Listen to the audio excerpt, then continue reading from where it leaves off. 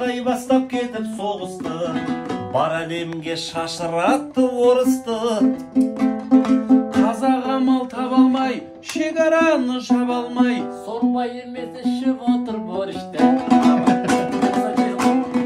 Володямен күтеміз деп Иванды, волонтерлар неге сонша қиналды? Өйді студенттер қаңғырып, үй таба алмай мәңгіріп, Тасып жатыр алла сөмке диванда.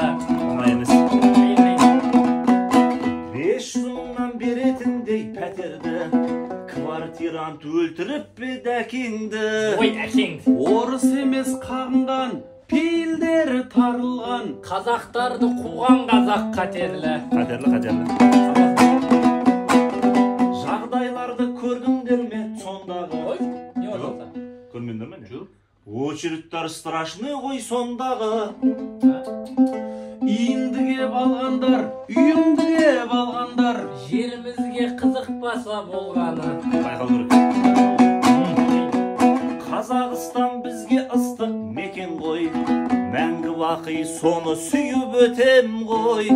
Өйді соғыс тез бітсе екен, даламыздан шықса екен, Қорамызға кіріп кеткен бөтен ғой. Ай, шық.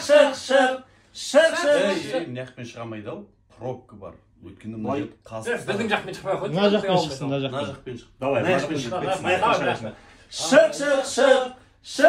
шық, давай.